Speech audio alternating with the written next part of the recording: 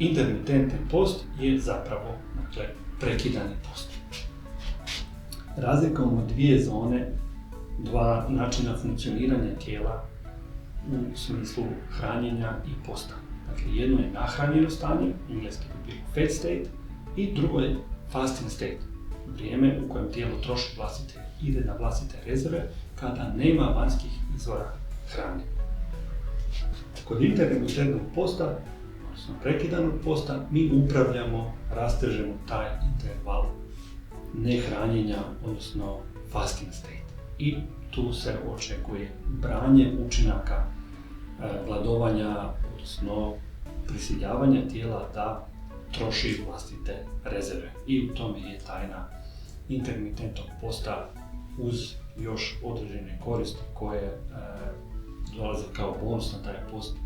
Riječ je o hormonima i poravnavanju metaboličkog odnosa sa inzulinom, sa glukozom, sa masnim tkivom. I o tome ćemo malo kasnije.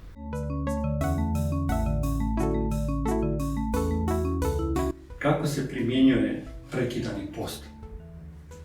Prekidani post primjenjujemo na način da odabiremo vrijeme u kojem ćemo postiti. I između toga treba sažeti kompletan unos hrane. I tu mnogi rade greške, velike greške. Ali idemo prvo odrediti satnicu. Uobičajeni dnevni raspored, kako se hranimo, idemo za većinu podijeliti na 5 obroka. To bi bili doručak, ručak i večer. Dakle, govorimo o standardu za većinu ljudi koji rade 8-satno radno vrijeme, funkcioniraju na ovaj način. I onda ovdje imamo dva međuobroka, prije podne i popodne. Dakle, imamo kontinuitet hranjenja otprilike svakih 3 sata.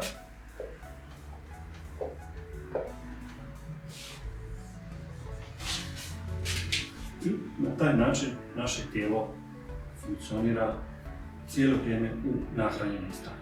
Noć onda je prirodni post gdje se regeneriramo, trošimo vrlo malo energije i ujutro smo spremni za novo hranjenje, novu obradu vanjskih hranjivih tvari i naše tijelo zapravo na taj način stalno funkcionira u stanju ravnoteže.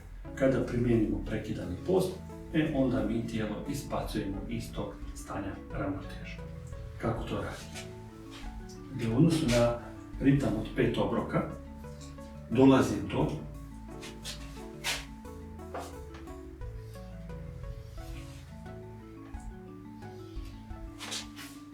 određenog prekida. Ovo je primjer gdje uzimamo 8-satni prozor hranjenja.